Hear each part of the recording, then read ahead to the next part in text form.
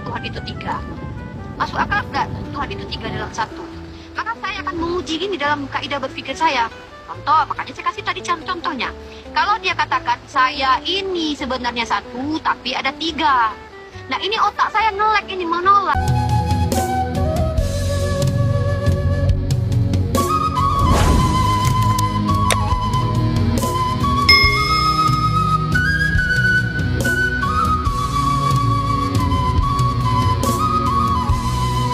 Loh, kalau kamu satu tapi tiga, yang benar yang mana? Tiga atau satu? Satu apakah sama dengan tiga? Nah, otak saya kan ngelek nih, tidak. Ini bertentangan dengan kaidah berpikir. Tapi kalau ketika dikatakan satu, ya satu apa? Ya satu. Oh iya wajar, dia kan Tuhan. Nggak ada yang mirip dengan dia, yang namanya dia Tuhan. Kalau seandainya Tuhan itu lebih dari satu, ya berarti Tuhan banyak dong. Nah, saya sebagai manusia kira-kira memiliki Tuhan banyak gimana nih? Wah, konsekuensinya bahaya nih. Kalau yang satu pengen keledai kakinya 5, yang satu lagi pengen keledai kakinya 3. Wah, kalau dia berantem, habis kita nih. Bayangkan Tuhan berantem kayak film dewa-dewa ya kan? Antara dewa Zeus berantem dengan saudaranya kan, habis kita nih kalau dia berantem. Nah, akhirnya kita berpikir, oh masuk akal ya kalau Tuhan itu satu dan tunggal ya. Kan begitu.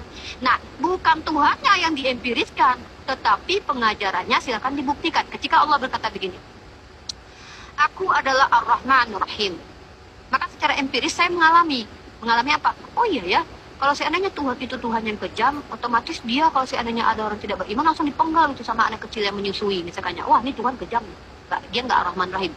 Tapi Tuhannya Ar-Rahman Ar-Rahim itu adalah ketika ada orang kafir langsung dimatikan, tapi dikasih dulu ilmu, diutus nabi kepadanya, diutus rasul kepadanya, diperingati, wah ini bentuk rahmat Tuhan, Tuhan penyayang nih. Ketika ada Sodom Gomora nggak langsung dibumi hamut. Ini kan lagi, bukan saya ini lagi mencontohkan loh, ini loh brother. Kan itu begini. Gimana? Ketika Tuhan itu Tuhan Tapi itu, kasih ajuan Elia, tunggu dulu. Kasih kamu pendapat dari Kristen juga loh. Kalau mengenal Tuhan itu by empiris, rasional atau bagaimana? Biar saya juga bisa. Silakan. nanti kita ini terbandingkan ke bawah. Gini, Anda mengatakan bahwa Tuhan itu tidak beyond logic. Nah, Kok Tuhan tidak beyond logic? Gimana sih? Tuhan itu beyond logic. Pengajarannya itu logik. Itu sih, iya. mana sih? Kan saya tadi bilang Tuhan itu beyond logic. Ya. Tuhan beyond logic. Lalu mengatakan pengajarannya Logik. Oke. Bukan logik. Dengar ya. Tuhan itu beyond logic, melampaui akal. Pengajarannya itu logik. Logik. Oke, logik ya. Kalau pengajarannya mengenai dirinya sendiri dan beyond logic, mungkinkah kamu melogikkan pengajarannya sendiri mengenai dirinya yang beyond logic? Kok melogikkan dirinya? Gimana sih ini? Ini dengar coba Gini. Santai. Tadi kan Anda itu berbicara tentang dirinya lah yang satu lah, bla bla bla bla. Itu pengajarannya, karena dia kan gini, dia itu mengajari manusia bukan monyet ya. Kalau dia ajari manusia, maka manusia itu karena yang membedakan manusia dengan monyet adalah akal. Saya kasih sketsa nih. Biar ada. Enggak, tunggu, biar tangkap poin saya dulu ya. Saya ulangi ya, ini saya ulangi sekali lagi loh ya. Nanti baru patahkan argumen saya, baru masukkan argumenmu yang benar ya. Itu namanya diskusi, edukasi.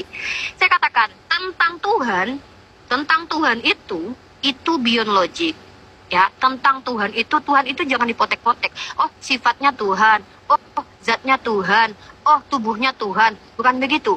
Yang disebut dengan Tuhan itu, entitas yang disebut dengan Tuhan adalah zat Allah dan sifatnya dan segala yang ada pada dirinya. Jadi itu tidak terlogikakan, ya, tidak terlogikakan. Ya, tetapi ketika Tuhan mengajarkan bahwa Dia memiliki sifat tunggal, itu artinya ada pengajaran. Maka pengajaran ini harus logik. Kenapa? Karena dia bukan ngajarin monyet yang tak berakal, tapi dia mengajarkan manusia yang berakal. Ketika dia mengatakan dia satu dalam tiga, tiga dalam satu, ini bertentangan dengan akal. Ya, kenapa? Karena ketika dikatakan tiga dalam satu, satu dalam tiga, ini sama sekali adalah pengajaran yang unlogik, bukan beyond logic, tapi unlogik, bertentangan dengan akal. Satu tidaklah tiga, tiga tidaklah satu. Nggak mungkin lingkaran itu pada saat bersamaan adalah segitiga. Tidak mungkin laki-laki pada saat bersamaan adalah perempuan, kecuali transgender. Nah, maka Tuhan mengajarkan bahwa Tuhan memiliki sifat tunggal. Maka ketika kita menerima apa definisi tunggal, kita ambil tunggal. Tunggal ya tunggal, satu ya satu. Nggak ada tunggal itu adalah tiga. Tiga itu adalah tunggal. Maka pengajaran ini harus logik. Kenapa? Karena Tuhan mengajarkan manusia yang punya logika. Ketika Tuhan mengajarkan manusia yang punya akal, tapi pengajarannya itu membantahi akal, artinya Tuhan sedang menghina manusia. Memberikan pengajaran yang bertolak belakang dengan fungsi-fungsi manusia sebagai makhluk berakal. Nah, itu maksud saya. Jadi ketika Tuhan, jadi jangan dipotek-potek ya. Oh, sifat Tuhan adalah Tuhan. Wah, kami tidak pernah mendikotomikan Tuhan. Kami tidak bikin Tuhan seperti puzzle. Kita bicara tentang zat dan sifatnya yang adalah entitas tertinggi yang disebut dengan ilah yang bernama Allah ini, itu laisa kamislihi syai'. Dengar ya, laisa kamislihi syai' artinya beyond logic, tak ternalar. Tapi ketika yang laisa kamislihi syai' ini berkata bahwa aku punya sifat tunggal, maka pengajaran tunggal ini tak akan bertentangan dengan akal dan logika. Apa definisi tunggal? Satu-satunya. Tidak ada yang lain. Tidak ada lebih daripada satu sama dengan tiga, tiga sama dengan satu. Kalau ada yang dikatakan aku tunggal, tapi ternyata tunggalku adalah tiga, tiga adalah tunggal, ini Tuhan sedang memijak-mijak logika manusia. Ini ibarat kata anak umur 5 tahun dipaksa mempelajari skripsi ini. Ya, aduh nggak sanggup, nggak mungkin. 3-1, maksudnya apa? 3 ya 3, 1 ya 1 gitu. Nah, jadi tolong ya, entitas yang disebut dengan Tuhan itu beyond logic, tapi pengajarannya itu logik. Ya, mungkin silakan. Gedein saya dong. Besarkan dia. Ya. Bentar ya. Saya masih menunggu Elia ya dengan penjelasan keagamaannya ya. Saya ingin tahu bagaimana cara mereka mengenal Sabar Tuhannya dong. ya.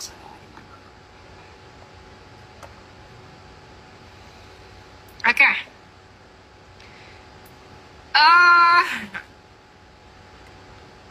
Ini yang mau saya kritisi dari tadi.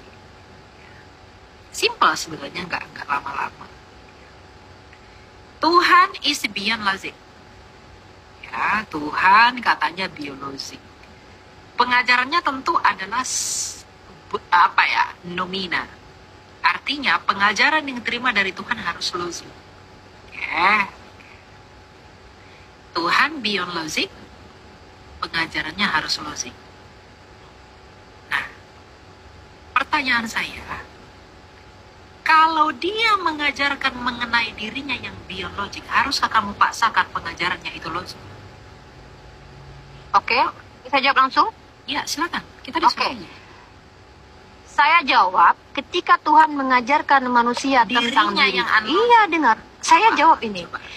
Tuhan ketika mengajarkan tentang dirinya, maka Tuhan ini adalah Tuhan yang tidak akan pernah menginjak-injak logika hambanya. Ketika dia katakan, saya Ar-Rahman Ar-Rahim, maka Ar-Rahman Ar-Rahim ini adalah sesuatu yang manusia pikir ini adalah sifat baik yang ada pada entitas, entah manusia, entah Tuhan. Tapi perlu diingat, ketika Tuhan katakan, ini saya kasih satu contoh, dia ajarkan bahwa aku ini Ar-Rahman Ar-Rahim. Secara logika, maka kita tahu bahwa sifat Ar-Rahman Ar-Rahim ini adalah sifat yang memang harus dimiliki oleh Tuhan. Karena kalau dia Tuhan yang maha jahat, membunuhi bayi, tak berdosa, misalnya, maka ini tidak logik sebagai Tuhan. Maka sifat Ar-Rahman Ar-Rahimnya itu kita bisa terima dengan nalar. Bukan berarti sifat Rahman dan Rahimnya itu sama seperti manusia. Sehingga sifat Rahman dan Rahimnya Tuhan itu adalah sifat yang logik seperti manusia. Tetap menjadi beyond logik sifatnya. Karena melampaui ruang dan waktu, sifatnya tidak sama dengan manusia. Tapi kita tahu sifat Rahman Ar-Rahim ini ada. Kita juga punya sifat Rahman Rahim loh. Contohnya apa? Kita kalau lihat anak kecil, nggak langsung kita bunuh kalau dia salah. Ini saya kasih contoh itu ya. Di dalam Sebentar dulu. Sebentar dulu. Allah itu laisa kamislihi syai'. Dengar dulu ya. Ketika sifatnya Ar-Rahman Ar-Rahim, Ar-Rahman Ar-Rahimnya ini tetap laisa kamislihi syai'. Tetapi Ar-Rahman Ar-Rahim ini yang kita tahu adalah tidak gampang marah, tidak gampang membunuh, memberikan petunjuk, memberikan upah kepada orang benar. Kan begitu. Kalau yang saya nih, saya contoh. Sayangnya saya kepada anak saya, ketika anak saya ini salah, saya tidak langsung bantai kepalanya. Anda percaya nggak Tuhan Aduh. transenden? Tunggu dulu, selesaikan dulu, jangan ditanya dulu pertanyaannya lain. Saya mau biar Anda paham, karena saya khawatirnya. Sebentar dulu, brother, ya, biar enak gitu loh. Tadi kan Anda, kecuali Anda yang memaparkan, boleh Anda panjang waktunya. Anda kan bertanya, saya paparkan, ya. Nah, saya dari tadi nunggu loh pemaparan Anda bagaimana cara Kristen mengenal Tuhan, Kan ya. saya tanggapi dulu argumentasi Anda ya. Ya kan belum selesai, poinnya belum ditangkap. Ya poinnya belum ditangkap. Ketika Tuhan mengajarkan tentang dirinya, Tuhan tidak mengajarkan tentang dirinya yang biologik itu. Nah, Tuhan sedang mengajarkan kepada kita umat Islam menggunakan bahasa yang kita pahami, itu apa? Ar-Rahman Ar-Rahim. Maka orang-orang secara konsensus manusia di dunia ini tahu Ar-Rahman Ar-Rahim ini artinya adalah diterjemahkan menjadi penyayang dan pengasih. Oke, ternyata pengasih dan penyayang ini bukan hanya ada pada diri Tuhan. Ternyata kita manusia punya pengasih dan penyayang. Nah, contoh saya, pengasih dan penyayang saya apa? Anak saya kecil, umur 3 tahun. Dia berbuat salah, dia tumpahkan air, atau dia bakar rumah. Saya tidak langsung penggal kepalanya, karena saya maha pengasih dan penyayang. Maka ketika kita berpikir, Tuhan juga punya loh pengasih dan penyayang, sama nggak? Tetap sifatnya itu laisa kamitslihi syai'un, melampaui ruang dan waktu, tapi masih bisa ternalar. Oh, nggak mungkin dong Tuhan, kalau ada manusia berdosa, langsung diwariskan dosanya, atau anak kecil yang menyusui dipenggal sama Tuhan. Karena nggak logik, kalau seandainya begitu, berarti Tuhan jahat nih. Kenapa? Saya aja yang ibu-ibu, kalau anak saya salah umur 3 tahun, ya kan dia nggak tahu apa-apa. Masa saya harus bantai nih anak?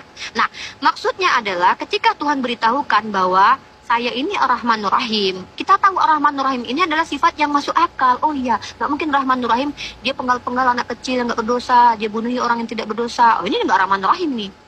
Maka ketika kami umat Islam diberitahukan oleh Allah, saya Ar-Rahman Ar-Rahim. Tetap Ar-Rahman Ar-Rahim Allah ini melampaui ruang dan waktu, beyond logik, tetapi secara kami tangkap, oh, saya paham.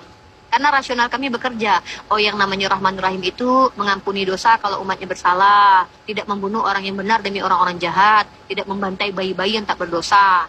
Ya kan? Gitu. Itu logika kami gitu loh. Pengajarannya gitu. Oke.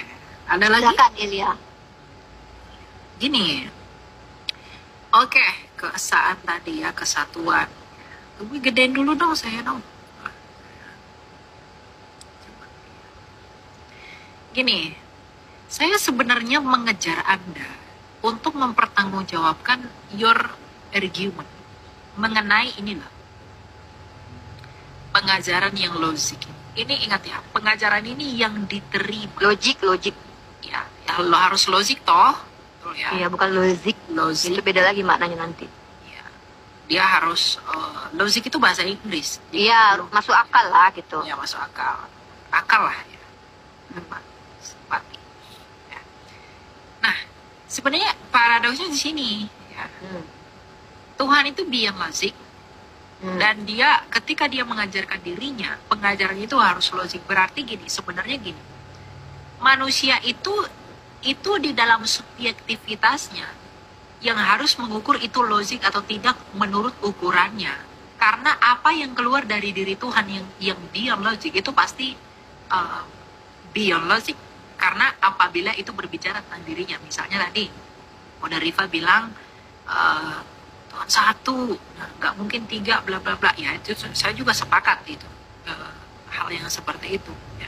Gak ada sepakat apa nih? Tunggu dulu, sepakat apa nih? Saya nggak tahu sepakat. Saya sepakat bahwa 1 itu bukan 3, 3 itu bukan 1. Tapi yang mau saya tekankan itu begini.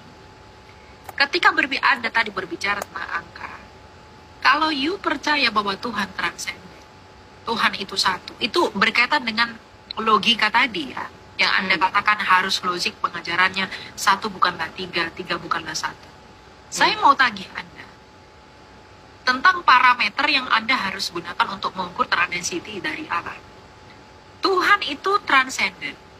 Dia itu transenden dalam pengertian. Dia memenuhi segala ruang dan waktu. Ketika dia bereksistensi dimanapun, esensinya turut mengikutinya. Ketika dia hadir di dalam 1000 tempat secara bersamaan, apakah Tuhan itu bukan lagi 1? Yang 1 itu yang Anda masukkan sebagai apanya? Esensinya atau eksistensinya. Dan mungkinkah eksistensi itu ya. Dan Tuhan itu hadir di dalam eksistensi atau esensinya, dan mungkin nggak Tuhan itu bereksistensi tanpa esensi? Kalau siap. nanti dikatakan itu hanya eksisten, coba. Oke. Jadi satu dalam apanya dulu tuh, coba. Oke, siap. Kita bahas eksistensi dan esensi dulu ya, guys. Eksistensi, keberadaan Tuhan. Ya, kita bicara tentang keberadaan Tuhan. Lalu esensi, Elia mengatakan ketika Tuhan itu eksis, dia eksis dengan esensinya. Maka esensi Tuhan itu apa? Esensi Tuhan itu tidak ada manusia yang tahu kecuali dia yang kasih tahu. Kecuali ada manusia yang ketemu Tuhan, lalu dia toel Tuhan, lalu dia tahu, oh ini esensi Tuhan ini berbulu. Wah, Tuhan ini ternyata berkulit. Nah, tapi kalau Allah Subhanahu Wa Taala, esensi Allah itu dia nyatakan kepada kami. Apa esensinya Allah? Laisa kamislihi syai'. Itu esensi Allah dulu ya. Ya, itu dulu, pahami dulu. Lalu Allah Subhanahu Wa Taala itu adalah Tuhan yang dia nyatakan bahwa dia ahad. Satu. Apanya yang satu? Apanya yang satu? Allah adalah Tuhan yang memiliki zat dan sifatnya. Dia dikatakan Tuhan kenapa? Karena dia adalah entitas yang dia adalah zat dan sifatnya yang melampaui ruang dan waktu, yang melingkupi ruang dan waktu. Nah, dia satu-satunya yang tunggal, yang tidak ada lagi semisal dengan dia, tidak ada yang serupa dengan dia. Itulah kenapa saya katakan dia tunggal, satu-satunya ilah. Nah, tadi saya mau membantah, bentar dulu. Allah dan sifatnya dialah satu-satunya, tidak ada lagi. Jangan dibikin Tuhan kayak Lego gitu loh. Mohon maaf ya. Oh, Tuhan saya bisa dikatakan Tuhan karena dia punya hidung, terus dia punya kepala, dia punya bulu. Maaf. Yang satu itu Unirifa, oke. Unirifa ini bisa dikatakan Unirifa adalah jasadnya dan sifatnya dan roh di dalam dirinya. Kalau Unirifa jasadnya saja dikatakan mayat. Kalau Unirifa rohnya saja dikatakan roh gentayangan. Ini makhluk. Allah bukanlah makhluk sehingga memiliki dikotomi. Karena saya katakan Allah laisa kamitslihi syai'un. Ketika apanya? Allah Tuhan itu yang satu. Nggak ada ceritanya. Oh, yang satu cuma sifatnya doang. Yang satu cuma zatnya saja. Dari apa? Tuhan itu apa? Anda mengenalnya dari apa? Dari Al-Quran dong. Ya, Lili diam dulu, biar saya. Anda mengenalinya dari apa? Saya mengenalinya dari Al-Quran. Al-Quran katakan bahwa dia entitas satu-satunya yang laisa kamitslihi syai'un. Artinya tidak ada yang mirip dengan dia. Oh, seandainya dia mirip manusia. Ada Tuhan. Wah, dia ternyata berhidung. Hidungnya lubangnya dua. Berarti dia bukan Tuhan. Kenapa? Mirip hidungnya dengan hidung manusia. Allah esensinya laisa kamitslihi syai'. Dengar dulu ya, jangan dipotong dulu. Nah, kemudian tadi Elia bilang, kalau Tuhan itu eksis, maka eksis dengan esensinya, betul ya?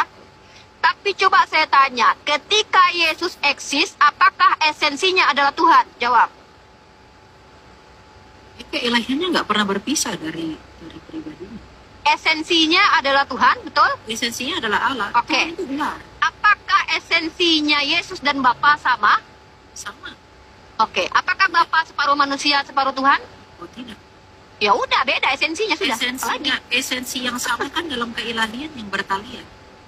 Apanya yang ilahi di diri Yesus? Pribadinya. Loh. Ya, apanya yang ilahi di diri Yesus? Anda kan tanya pribadi. Anda kan tanya Loh, esensi itu adalah bukan cuma dipotek-potek kulit, bulu, dipisah dengan sifat, brother. Esensi itu adalah keseluruhan. Esensi bebek apa? Oh, bebek kaki dua. Oh, nggak bisa. Ayam juga kaki dua. Ya. Kita buka definisi ya. Biar dibuat. Silakan. Jadi esensi Yesus itu Tuhan yang adalah bersifat manusia. Sorry ya, ini kita jujur-jujuran ya. Esensi Yesus adalah Tuhan yang kemanusia-manusiaan atau manusia ketuhan-tuhanan. Esensi Bapa adalah full Tuhan roh. Tidak ada sifat manusianya. Namanya aja, Yesus itu udah merujuk kepada Dimit dulu, brother. Kores dimit dulu. Dari namanya aja. Yesus. Dari nama? Iya. Dari nama apa esensinya Yeshua? Kita pakai waktu aja deh. Biar enak. Ya udah, pakai waktu timer aja, nggak apa-apa. Kita bahas esensi dulu ya, guys. Kita masuk ke esensi Tuhan. Assalamualaikum.